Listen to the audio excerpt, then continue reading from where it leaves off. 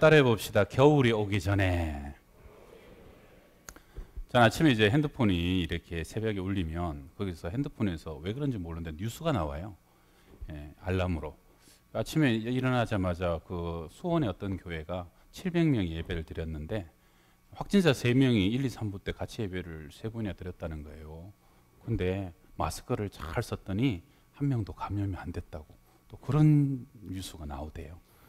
여러분 이렇게 마스크 잘 쓰시고요. 또 방역거리 잘 지키시고 또 댁에 있는 분들도 교회에 계신 분들도 하여튼 이 코로나 기간 건강하게 지나갈 수 있기를 꼭 부탁드리고 축원합니다. 하나님의 은혜가 또 우리를 이 어려움으로부터 지켜주시기를 바랍니다. 월동 준비 다 하셨습니까? 지난주 토요일에 보니까 김장들을 많이 하셨더만요. 그리고 나무도 보면 이파리가 다 떨어졌어요. 우리 앞에 이제 둥근이 느티나무도 잎이 거의 다 떨어져 가지고 이제 겨울날 준비를 나무가 이렇게 준비하고 뱀이랑 곰들은 벌써 겨울잠에 다 들어갔다네요. 스위스의 크리스찬 의사인 폴 트루니에는 인생의 계절들이라 하는 책에서 인생도 사계절이 있고 자연도 사계절이 있는데 차이가 뭐냐?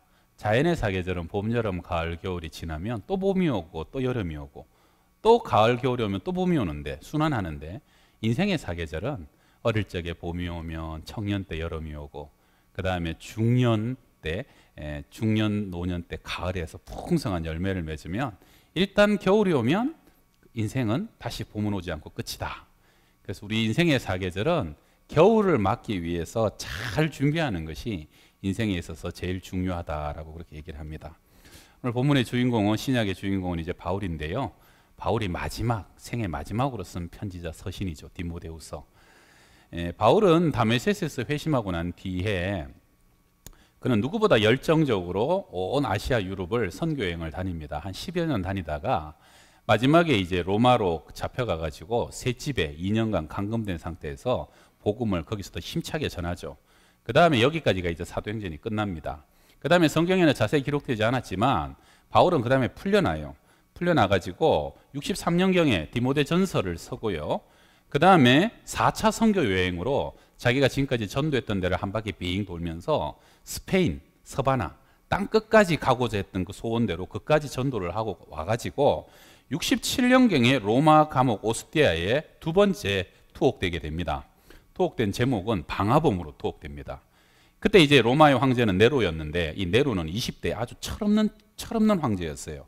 안 그래도 궁궐을 확장하고 싶었는데 로마에 워낙 집이 많으니까 대화재가 났어요. 절반 이상이 홀라당 타버렸어요.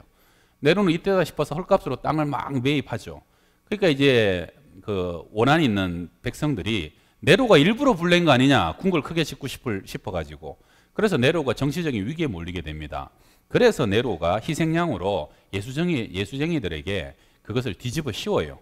저 예수쟁이들 맨날 밤에 모여갖고 뭐 사람 피를 먹는다, 살을 마신다는데 저 미치광이들이다. 그래가지고 바울을 그 앞에 방아에 주범으로 몰아가지고 바울을 체포하게 되죠. 그때 바울은 소아시아에 갔다가 디모데를 만나러 갔는데 만나지도 못하고 늦여름에 체포돼가지고 긴 기간 압송 호송되어서 로마로 오게 되는데 그래서 여름 옷을 입은 채 로마 감옥에서 겨울을 맞이하게 되는 상황입니다. 영적인 사람들은 기도하다 보니까 자기의 때가 어느 때인가 어느 정도 짐작하고 알게 되는 게 있죠. 바울도 내 인생의 겨울이 다가오고 있다는 것을 직감했습니다. 그래서 그의 서신에 관제와 같이 벌써 내가 부음이 되고 나의 떠나기 가까웠도다 하는 것을 이 디모데후서 4장에 기록하죠. 이게 세 번역으로 보게 되면 나는 이미 부어드리는 제물로 피를 흘릴 때가 되었고 세상을 떠날 때가 되었습니다. 이번 겨울을 내가 못 나겠구나, 넘길 수 없겠구나 직감하고 그러다 보니까 이제 영적 아들 디모데도 아버지를 일찍 잃어가지고 바울을 아버지처럼 따랐습니다. 그 디모데가 목회하고 있는 에베소에서 마지막 서신 디모데후서를 보내고 있는 것인데요. 클라렌스 맥카튼이라는 목사님은 한 70년 전에 은퇴하신 미국 목사님인데 이분은 항상 이 겨울이 오기 직전에 영어로 이제 come before winter, 겨울이 오기 전에 내게 오라 하는 똑같은 제목의 설교를 40년 동안 40번을 했다고 합니다. 그러면서 이분이 은퇴할 때까지 그 설교를 반복하면서 제일 중요한 게 뭐냐면 영어로 이제 later라 그러죠. 나중에 나중에란 말 하지 마라. 나중에 해야지. 나중에 어떻게 해야지. 나중은 없다. 뭔가 하나님께서 할 마음을 주셨다면 지금 해라. 그러면서 지금 우리가 겨울이 오기 전에 반드시 해야 될 것이 무엇이냐. 명설교를 남기게 되죠. 저도 이번에 겨울이 오기 전에 이 설교가 우리 양평동교에서 지금 3번째입니다. 여러분 처음 들으시는 것 같은 분도 계시지만 3번째입니다. 여러분 꼭 기억하시고 미루지 마시고요. 될 수 있으면 금년이 가기 전에 이 3가지는 꼭 하셨으면 좋겠다. 첫 번째 한번 따라 합시다. 마가를 데려오라. 인생의 마지막이 되면요, 사람들마다 생각나는 사람들이 있는가 봐요. 바울도 여러 사람을 언급하죠. 데마는 이 세상을 사랑하여 데살로니가로 떠나가 버렸고, 그레스게는 갈라디아로, 디도는 달마리아로 갔고, 지금 누가만 나와 함께 있느니라. 여러분, 사람에게 인생의 겨울이 오면 그 사람이 건강하고 뭔가 있을 때는 옆에 사람들이 많다가도 아, 저 인생이 이제 겨울이구나. 그러면 이 사람 저 사람 다 떠나가는가 봐요. 황량한 겨울 문턱에 서가지고 마지막으로 떠오르는 얼굴이 있었는데 그것이 이제 디모데였습니다. 그래서 그 디모데에게 겨울 오기 전에 오라 그러면서 부탁을 하는데 첫 번째 부탁이 뭡니까? 우리 11절에 네가 올 때에 마가를 데리고 오라. 그가 나의 일에 유익하니라. 그 당시 디모데는 에베소에 있었는데요. 한 2000km 떨어져 있었어요. 그러니까 로마와 디모데는 지중해 바다가 그 사이에 있는데 이 지중해 바다는 겨울에 얼마나 광풍이 부는지, 유라굴라도 겨울에 일어난 광풍 아닙니까? 그래서 겨울에는 항해가 금지됩니다. 아예 항해에 배를 띄우질 않아요. 그러니까 이제 바울은 마음이 급한 거예요. 이 겨울을 내가 못 지나가겠는데 디모데야, 어서 속히 겨울 전에 배가 끊기기 전에 나에게 오면서 마가를 꼭 데려오라라고 부탁합니다. 마가는 누굽니까? 마가는 오순절 마가 다락방의 그 아들이죠. 다락방에 120명이 들어갔으니까 얼마나 부잣집입니까? 부잣집 도련님이에요. 믿음 좋은 부모님 만나가지고, 또 바나바가 마가의 삼촌입니다. 생질이에요. 그러니까 바나바와 바울이 처음으로 1차 전도여행을 떠날 때 마가 요한을 데리고 떠납니다. 그래서 처음에는 의욕 가지고 전도여행을 따라 나섰는데 이게 따라 나서 보니까 쉽지가 않은 거죠. 그래서 중간에 안디옥으로 항해 떠나려고 할 때 갑자기 그는 포기하고 돌아가 버립니다. 성경은 정확한 이유를 밝히지 않습니다만 대부분 학자들은 아마 비시디아 안디옥으로 넘어가는 길목에 해발 1000m 넘는 타우루스 산맥이 있고, 거기 보니까 다 가다 보니까 도적대들 있다, 그리고 풍토병 있다, 그리고 떠나오니까 쉽지 않아요. 먹는 거 잠자는 거 다 힘들어요. 그래서 어린 마가 요한은 중간에 포기하고 돌아가 버린 거예요. 그러다 보니까 바울과 바나바는 전도에 적지 않은 지장을 초래받게 되었죠. 그러나 그 둘은 1년간 전도여행을 다 마치고 다시 돌아갔다가 두 번째 사도행전 15장에 전도여행을 다시 떠나는데, 그때 마가 요한 때문에 둘이 대판 싸웁니다. 바나바는 한 번 더 데려가자. 바나바는 원래 위로의 아들이에요. 마음이 참 따뜻한 사람 아닙니까? 그래서 어리지 않냐, 우리가 다시 키우면 되지, 세워주면 되지. 근데 바울은 달라요. 바울은 아주 깐깐한 사람이에요. 목에 칼이 들어와도 할 얘기는 해야 돼요. 그런 녀석 다시 데려갈 수 없다, 뭐 이랬겠죠. 전도가 장난이냐, 영적 전쟁이다. 그런 녀석 때문에 우리가 구원해야 될 사람을 하나라도 못 구원하게 되면 어떻게 되냐, 나는 절대로 못 데려간다. 그러면서 둘이가 대판 싸워서 갈라지게 됩니다. 그럼 제가 질문 하나 할게요. 자, 사람이 변합니까 안 변합니까? 사람이 바뀝니까 안 바뀝니까? 예, 어때요? 아마 바울은요 안 바뀐다고 생각했던 것 같아요. 근데 여러분, 사람은 변합니다. 바뀝니다. 은혜 받으면 바뀌고요, 사랑으로 기다려주면 바뀌고요, 기도 속에서 하나님의 역사하시고 소망 중에 기대하면 바뀌는 것을 믿으시길 바랍니다. 사실 바나바는 바울에게는 은인이죠. 자기를 기다려주고 다소에 가서 자기를 데려와서 목회자로 안디옥에 세워주고 평생 섬겼던 사람이에요. 그런데 그런 바나바와도 갈랐을 만큼 바울이 고집을 부렸던 이유는 마가가 어지간히 마음에 들었지 않았던 것 같아요. 그래서 사도행전 15장 이후로 바울과 마가가 다시 만났다는 기록은 없습니다. 그리고 20년의 세월이 흘러가지고 바울이 인생의 겨울 앞에 지금 꼭 화해해야 될 사람 하나가 생각난 거죠. 그래서 내 인생의 겨울이 오기 전에 마가를 데려오라라고 부탁하는 겁니다.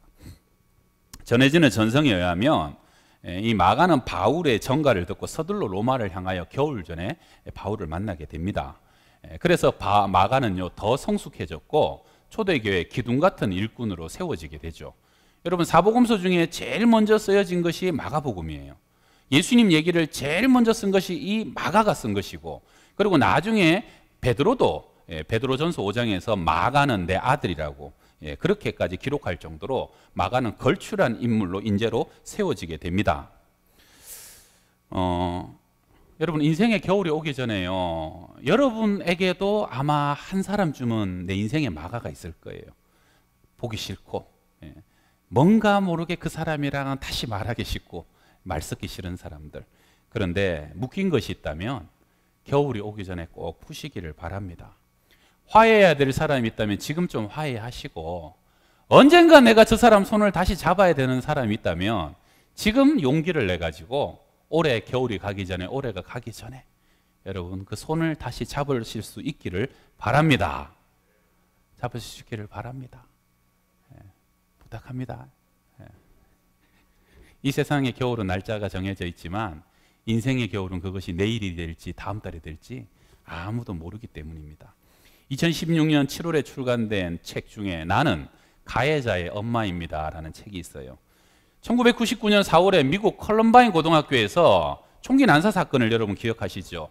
두 학생이 이유도 없이 총기를 막 난사해가지고 그때 13명이 죽고 24명이 큰 부상을 당합니다. 그리고 두 가해자는 그 자리에서 목숨을 끊고 자살해서 죽어버리죠. 이 책은 그때 가해자 중 한 명인 딜린 클리볼드의 엄마인 수 클리볼드 여사가 지은 책입니다.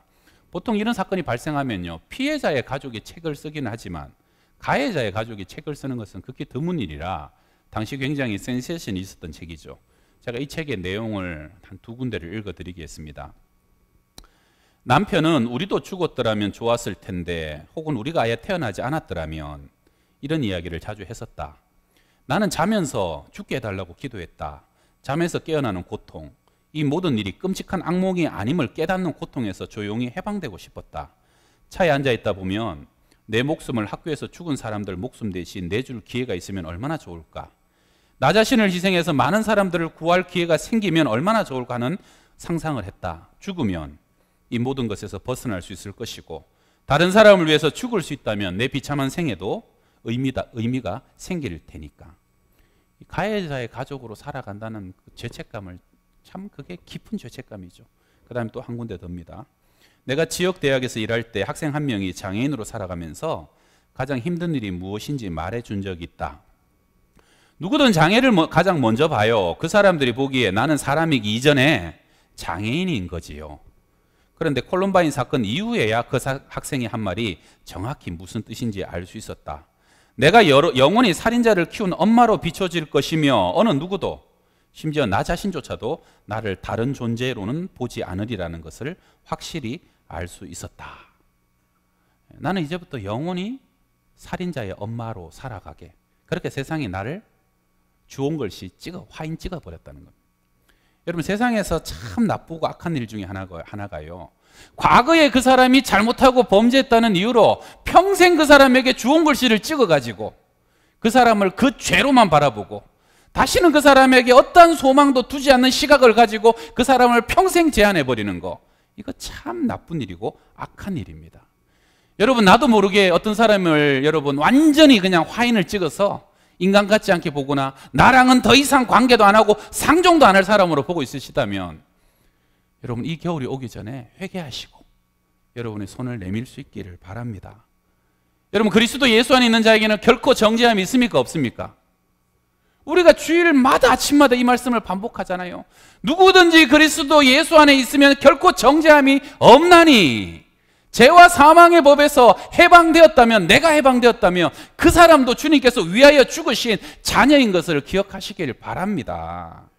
그래서 여러분 할 수 있으면 모든 사람과 평화하고 화평하시고요, 누구와도 관계를 단절하지 마시고, 한 가족인데 한 교회의 공동체인데 혹시나 여러분이 투명인간 취급을 하거나 말도 섞지 않는 사람이 있다면 올해가 가기 전에, 이 겨울이 가기 전에, 이 겨울이 오기 전에 여러분 꼭 화해하시고 먼저 손을 내밀 수 있기를 바랍니다. 부탁합니다. 두 번째 한번 따라 합시다. 겉옷을 가져오라. 제가 2년 전에 한번 나눴던 예화의 앞부분만 좀 나눕니다. 곽선임 목사님 쓰신 책에 나오는 얘기인데요. 6.25 때 유명한 실화 이야기입니다. 강원도 철원 지방에서 1951년 이제 후퇴할 때죠. 유엔군이 전부 후퇴를 하게 되었는데 눈은 하얗게 내렸는데, 그런데 선교사님이 한 분이 집차를 타고 오다가 저 앞에 다리 밑에서 아기 울음소리가 들리는 거예요. 그래서 급하게 거기를 내려가 봤더니 기가 막힌 장면이 있습니다. 만삭의 여인이 피난길에 산길을 느끼고 다리 밑으로 내려가서 혼자 아기를 낳았어요.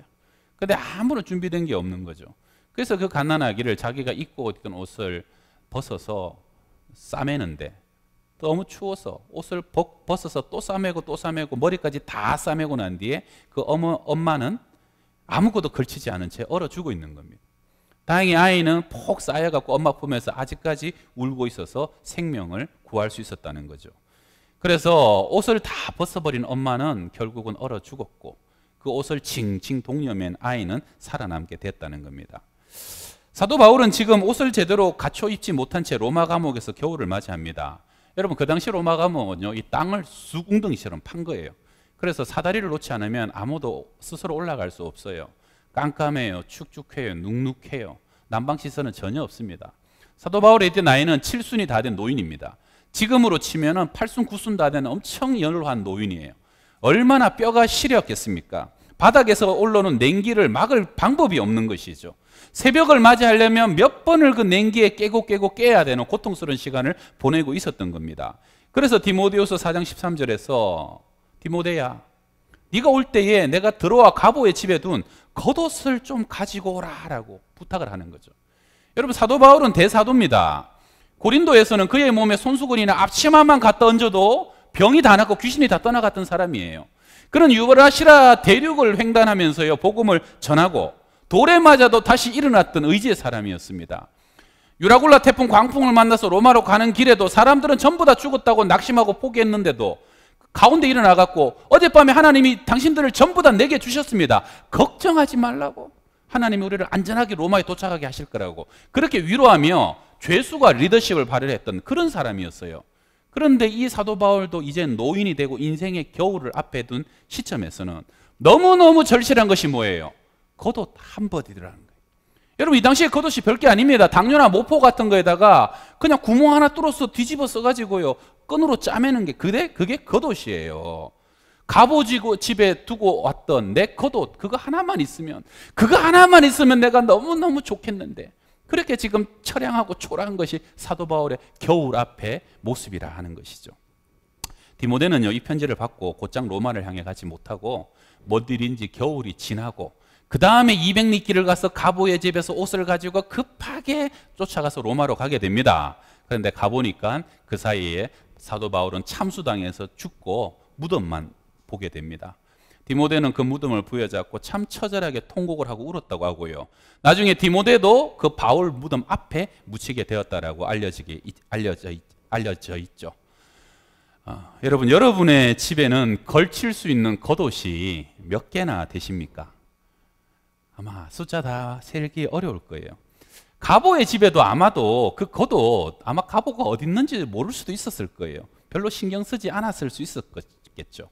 왜냐, 별거 아니었으니까. 그런데 그 겉옷 하나가 바울에게는 너무너무 절실한 그런 물건이었다는 겁니다. 여러분, 어려운 사람 정말 없는 시절에는요, 누가 쌀 한 대빵만 줘도 그게 얼마나 고마운지 모릅니다. 어려운 시절에는요, 누가 돈 10,000원만 지어줘도 그것이 얼마나 큰지 모르는 것이에요. 여러분, 올해도 우리가요, 여러분, 이게 뭡니까?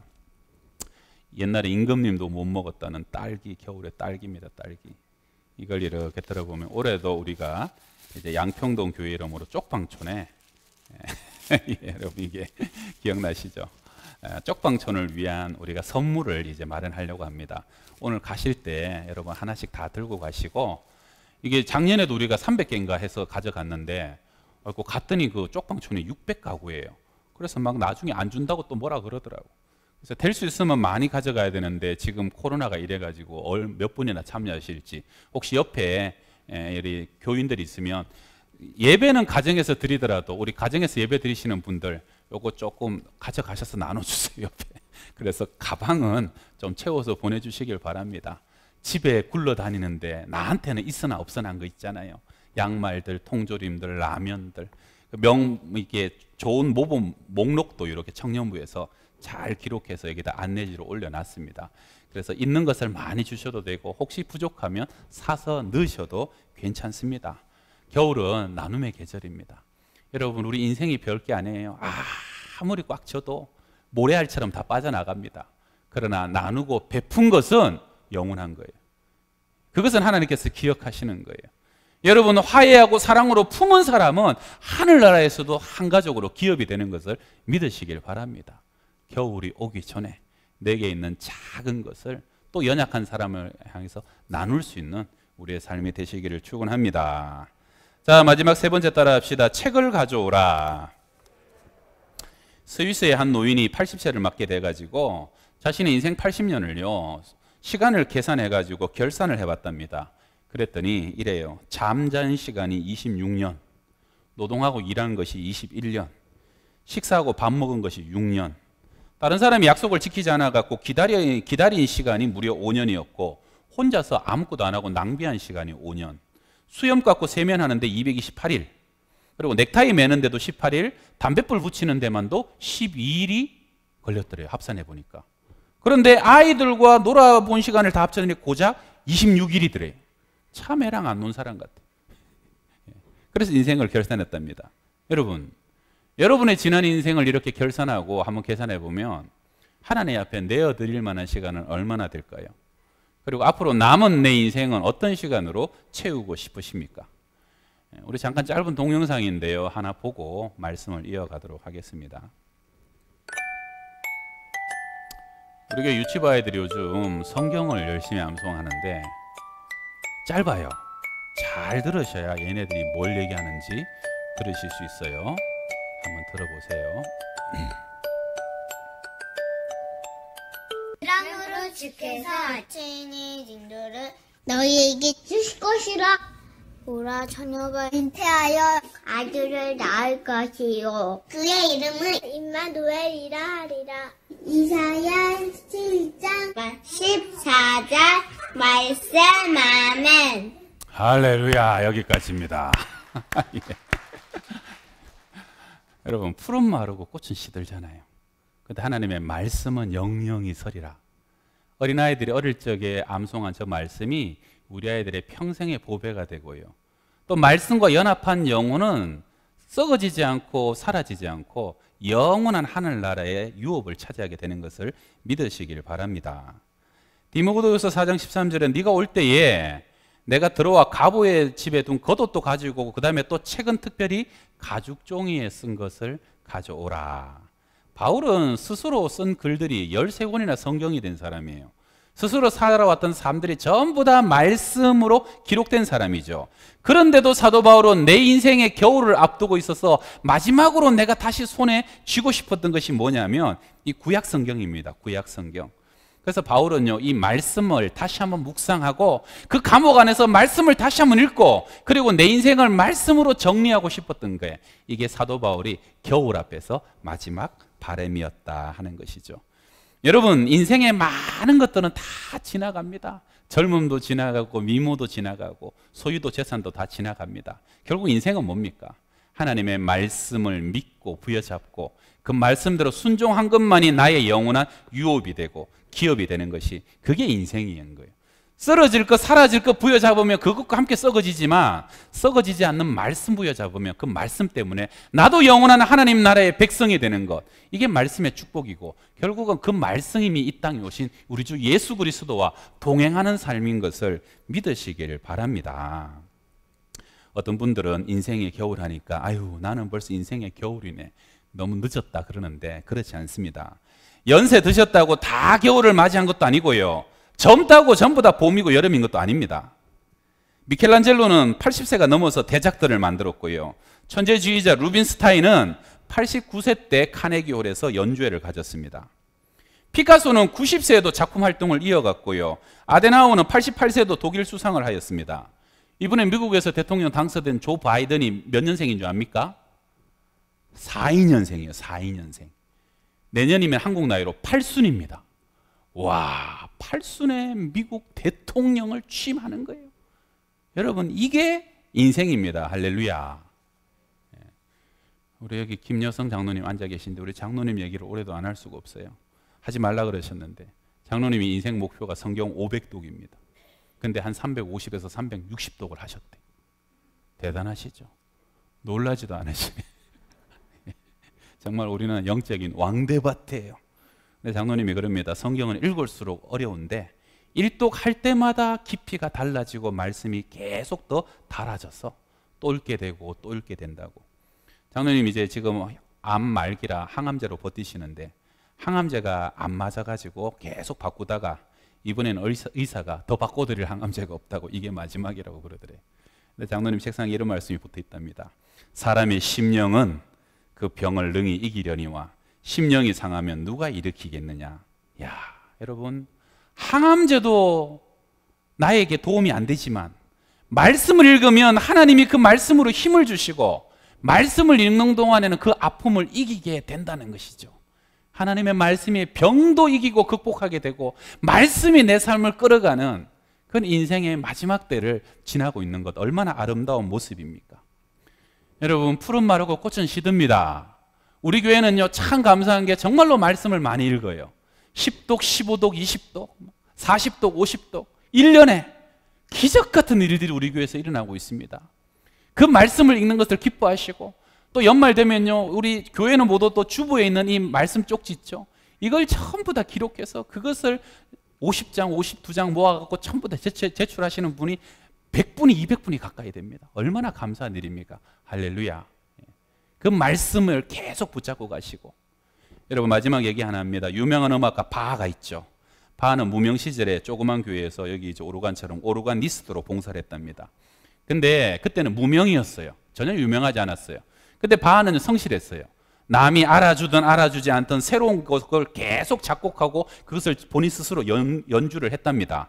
출판된 일도 없고 발표회를 가진 적도 없었지만 그렇게 성실하게 곡들을 작곡하고 혼자 연주해가지고 나중에 그 결과가 265개의 오르간곡, 263개의 합창곡, 162개의 피아노 곡을 작곡하게 되었답니다.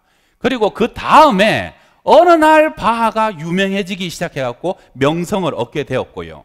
그가 명성을 얻고 심지어 음악의 아버지까지라는 칭호를 받게 되니까 바하가 이전에 작곡했던 곡들이 하나하나 주옥같이 빛나기 시작하면서 명곡들이 되고 그 곡들이 나중에는요 프리미엄이 붙어갖고 사람마다 앞서서 그냥 돈 주고 사갈 정도로 엄청나게 성공한 인생이 되게 되었다 하는 것이죠. 여러분 유명해져서 작곡한 게 아니랍니다. 아무것도 아닌 시절에 내가 하루하루 최선을 다하고 내 소임을 감당하고 살았더니 그것이 모아져 가지고 위대한 음악의 아버지로 또 하나님께 영광을 돌리는 사람이 되게 되었다는 것입니다.